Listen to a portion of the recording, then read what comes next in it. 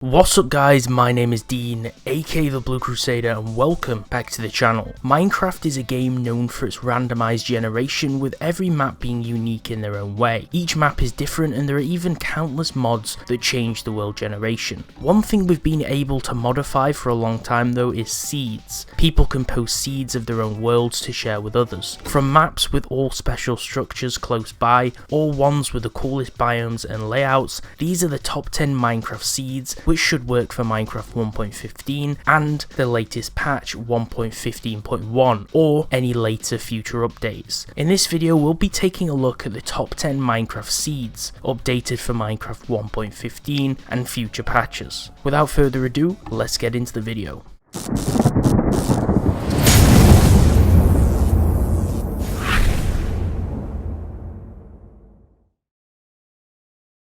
Number 10.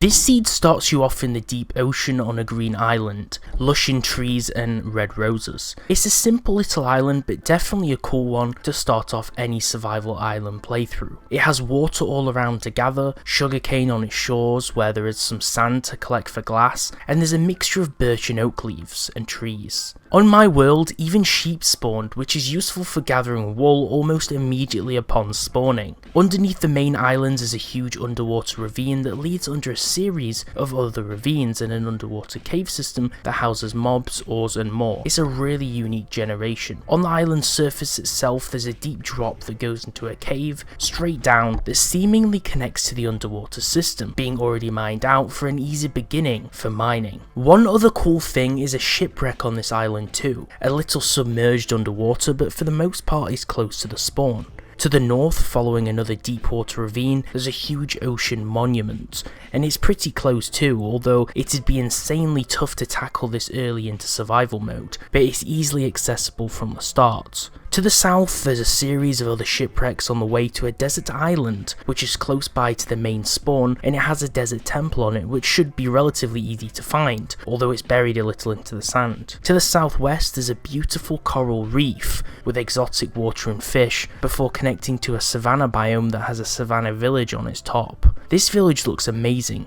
Half of it is on the ground whilst the other half sits atop the mountain, which looks great. There is a lot of farmland below, along with hay which would be useful for a horse farm or stable, and there's also watermelons. However, most of the crops are not fully grown, so a little outside work could be needed. On the mountainside there's a series of wheat plantations with some other huts and an iron golem to guard. Number 9.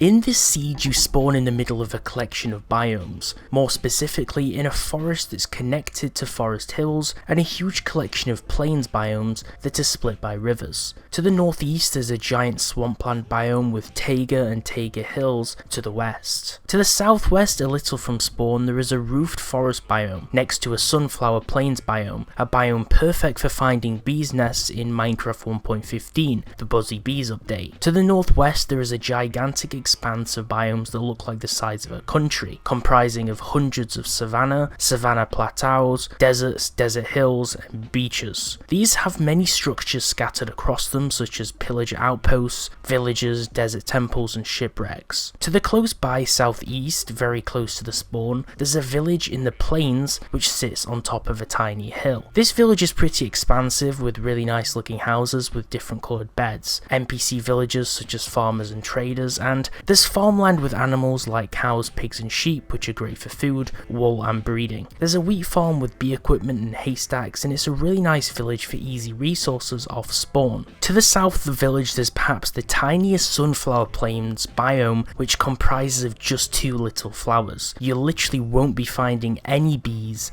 in this biome. Directly to the south is another village which is neighboured by forest and roofed forest biomes, and this village is absolutely huge. It has really nice interconnected pathways with a dock, tons of hay bales and very expansive farmland, although the animals are seemingly roaming free. The coolest thing about this village is the 2-story library that the librarian lives in. It looks really grand in comparison to the other houses in the village. To the southwest you follow a deep expanse of ocean bordered by by a swampland biome that stretches for miles, until you reach the frozen plateau. There is a zone of interconnected biomes though, namely deep ocean, cold deep ocean, frozen ocean, and frozen deep ocean biomes. A place where you can find polar bears in abundance, ocean ruins, shipwrecks, and an ocean monument a little to the south in the cold deep ocean. Number 8.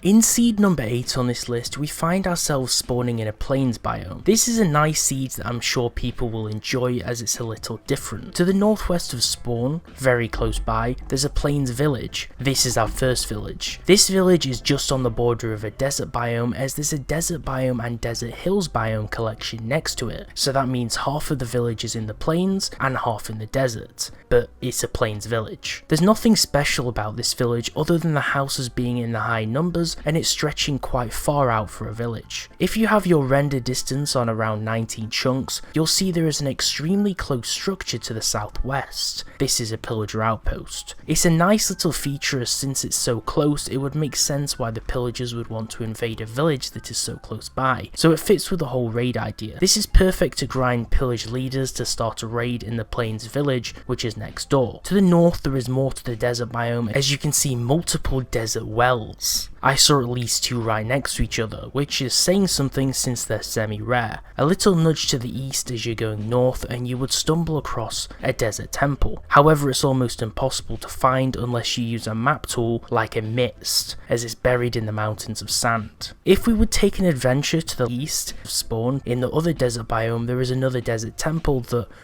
although submerged in the sand a little, is a lot easier to find than the last, and shouldn't require any outside help. To the north of the temple, by the river, underground is an abandoned mineshaft. In the north, before the desert, is a savanna biome with a nice medium-sized savanna village. To the northeast, after a few miles of desert, you will see perhaps one of the biggest and most unique mushroom islands you've ever seen. It's really amazing and a pretty rare biome, so it's nice to have it so close to the spawn. This is the jewel of the seeds and one of the best parts. Number 7.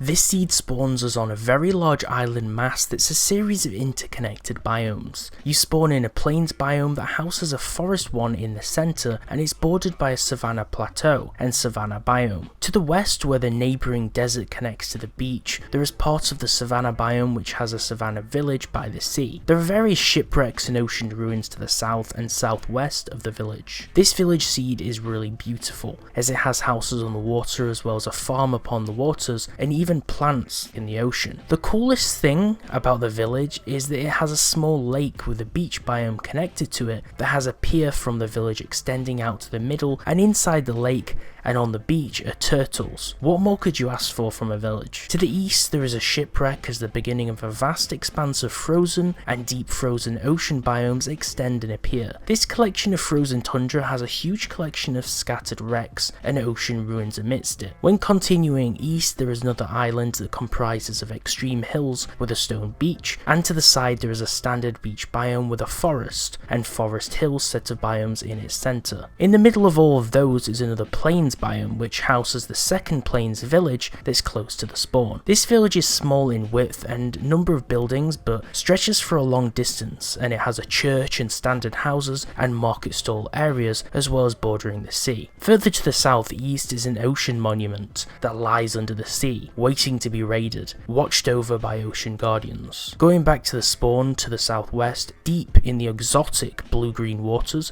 is another second ocean monument. What's amazing is, directly west of this there's a second ocean monument, which is the third one now, just meters away, that's surrounded by an amazing barrier reef biome. To the south direction of this third monument, there's a mushroom island which is reached by following the reef that spans for miles in that direction. Number 6. This seed is a breath of fresh air and entirely different to all of the other seeds. You spawn on a mesa island bordered by a mesa plateau biome that is surrounded and connected by multiple rivers. As you venture southeast from the spawn, you will see a series of spectacles, the first being an abandoned mineshaft rail with a chest of loot on it, which is entirely above ground on the mesa rock, with cobweb and a cave spider spawner next to it, something that you just don't see every day, making this biome seed very unique. As you consider continuing to the southeast, you will see more fragments of this crazy above ground rail system and cobwebs, both above ground and inside the rocks of the mountains. It's just strange that it expands so far above ground. It's not an anomaly, the whole thing just seems to stretch on the above surface. As you hit the ocean to the southeast, there is a trio collection of structures all next to each other. There's an ocean monument with ocean ruins directly below it, and a shipwreck in the water only blocks away. This is a really nice spawn trio which should grant a lot of loot. To the southeast is a second ocean monument and many desert and mesa biome islands scattered around to the south and southeast. To the north of the spawn there are two more ocean monuments very close to each other, with another to the northeast. This makes around 5 ocean monuments rather close to the spawn. To the west and northwest of the spawn is a collection of jungle biomes, which is a really useful and rarer biome to access,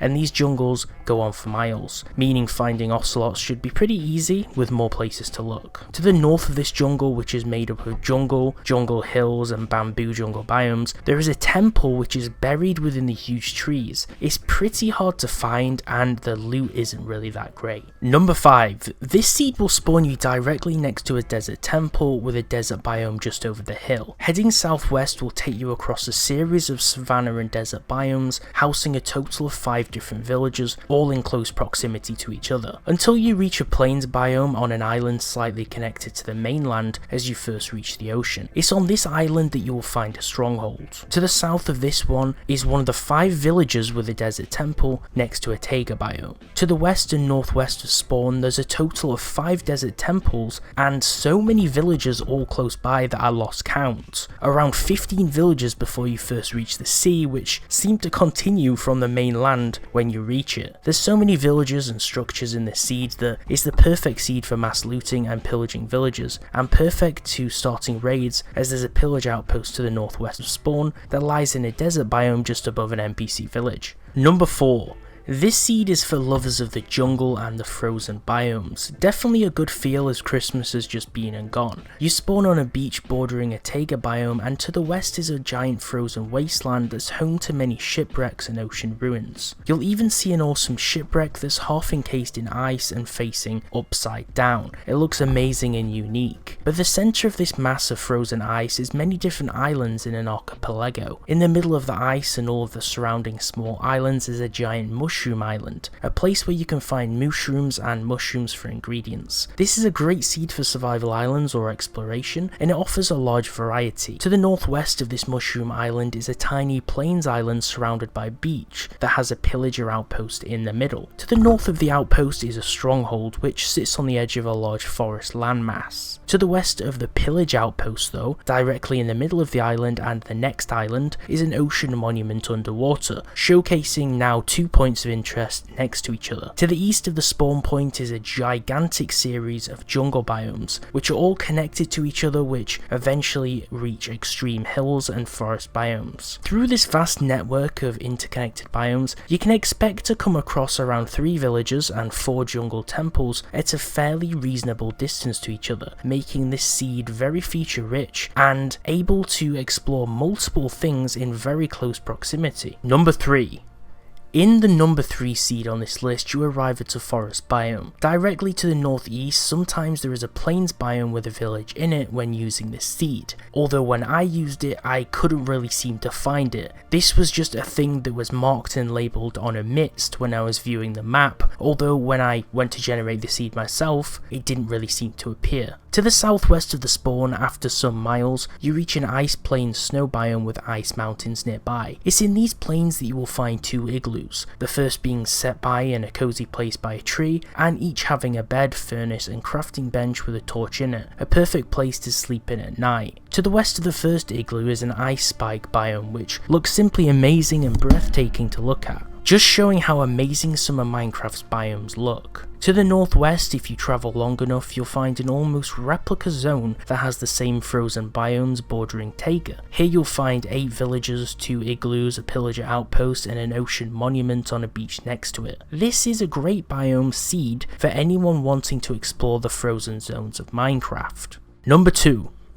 This seed is a perfect one for anyone wanting to play a pirate shipwreck map or survival island, as the spawn point is on a tiny desert island in the centre of the ocean. You spawn on an island with 2 trees in a really tiny forest with a beach around it that contains buried treasure. It's up to you to find where that is though. To the nearby southwest off your island is an ocean monument under the water. If you go west from this monument, you will go past a series of 2 more monuments before you reach land again. This seed doesn't really have many structures nearby other than that, but it's one of the best in terms for a survival island experience. Number 1.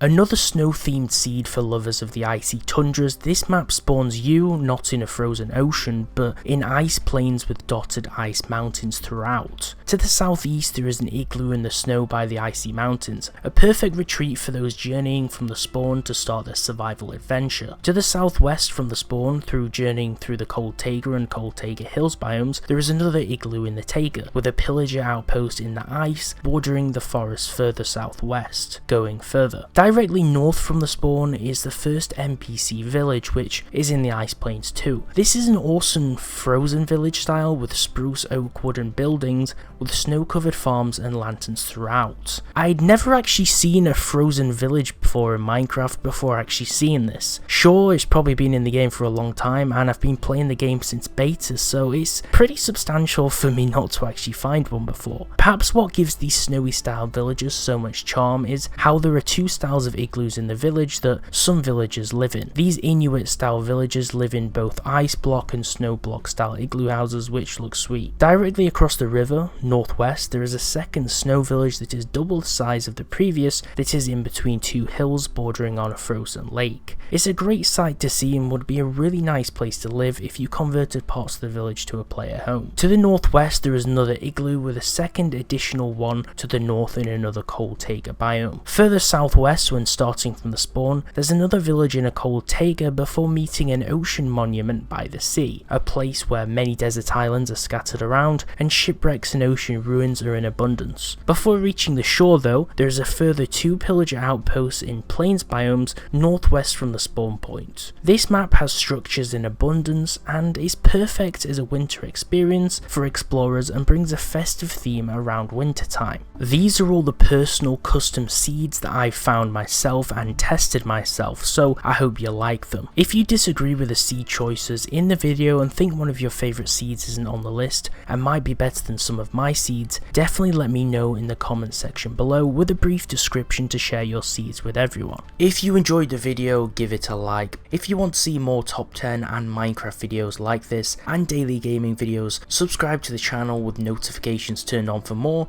so you don't miss out. Also make sure to turn on notifications like I said, and follow all of my other social medias such as my Instagram, which is thebluecrusader. Also subscribe to my second channel called Dean Vlogs because I'll be uploading some really cool vlogs and personal videos there soon. Thanks for watching guys, and I'll see you next time.